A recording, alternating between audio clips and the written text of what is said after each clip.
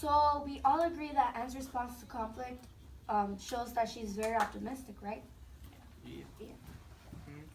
Sorry I'm late, guys. My mom was sleeping again. I told her to stop sleeping, but she just can't stop sleeping. So what were we talking about? Well, we were just talking about Anne Frank and how her optimism shines throughout her diary. Oh, cool. What do you mean by that? Well, you know how Nazis forced Anne and her family into hiding? She always saw the brighter side of stuff, so focusing on negative stuff. Wow, cool, Moses. What other problems and challenges did you face? Well, I mean, she faced being stuck in the annex for 2 years, all alone. Well, it's not really a problem considering what's going on outside in the real world. Well, actually, it is a problem because Anne was a chatterbox and she was 13. Plus, she only had her diary to vent her feelings in. Take this quote, for example, from Anne's diary, paragraph 18. I don't think I'll ever feel at home in this house, but that doesn't mean I hate it. It's more like being on vacation in some strange tension. So you're saying that I thought of that tiny room as a strange vacation? Exactly, except less creepy. Speaking of creepy, what about that Mr. Frank guy?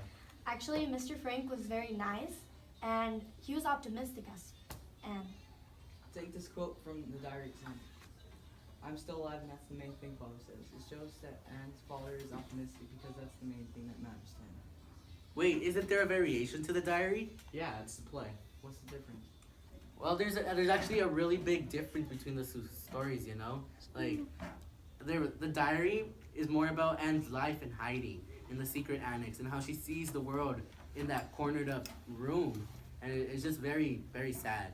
But compared to the diary, the play, there's a huge difference because the play is more about Mr. Frank's, Anne's father's, Mr. Frank's life after the war is over, and he comes home and there's no one there because his family died.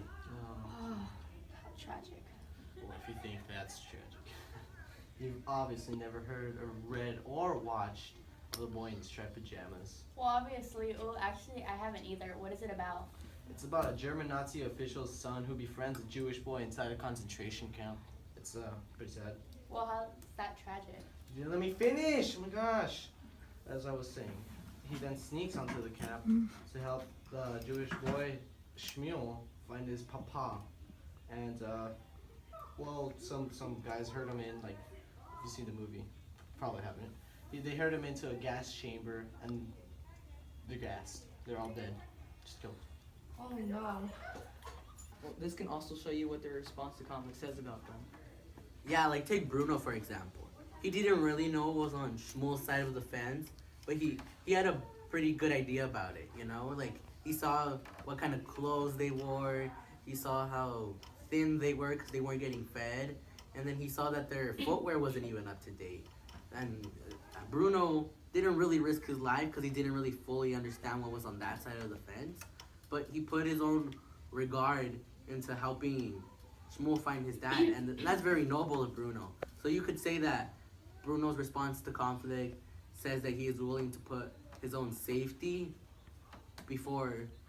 after his friends. So his Yeah. friends are more important to him Sure. than his safety. But like, then take Shmuel. Like, he knew what was going on in his side. He knew how they were getting treated, and he yet let his friend get inside just to help him find his dad. Yeah, and he hadn't seen his dad for quite a while. Do you remember in the movie that he said, "I couldn't find my dad for a while"? So that means that he takes friends more like than family safety. Yeah. Yeah. You could say that, but that's just mean. Did you say theme or did you say mean? Theme. Oh. Hey, what is theme anyways?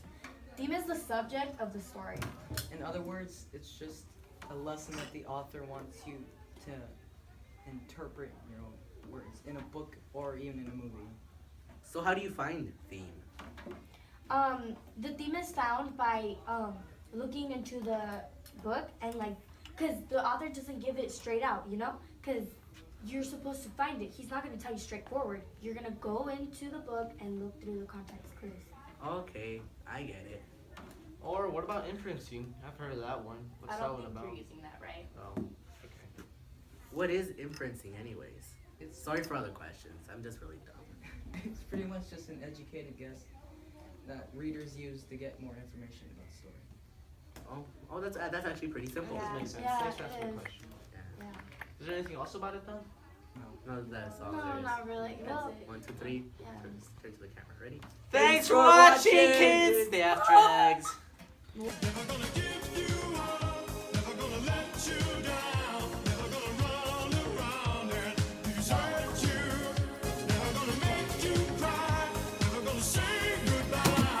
What? Come on. No. Well, it actually is a problem because Anne was 13 and she only had her feelings to vent her feelings. Oh my god. She only had her vent to vent her feelings. She said she only had her feelings to vent her feelings. Focus. No, No, stop. we can't waste time laughing. There's Put it perfectly. You're leaving Vega. Okay, he already has a plan. I got 10 minutes. Ugh. Promise. Come on, you guys. Come on. What's next? What's next? What's next? Wait. Okay. This can also show you what. Hey, so what is theme, anyways? The subject of the story. Just use the first one we have. Yeah, I know.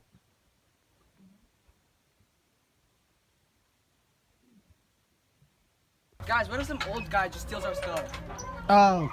Let's chase after him. Hope people don't run that fast. Yeah, what if some hobo steals them? Yeah, look at that face. It's just. We're running out. Ugh. Ugh. It looks like the Blair Witch Project. That's disgusting. Look at that. Look at that. Ugh. Ah. Okay. Alright, we should stop him. Oh my god. Are you okay? Okay. If you want some water, there's a puddle right there. I can't see right. I lost brain cells. I lost brain cells. Oh god. Oh, this is for Instagram.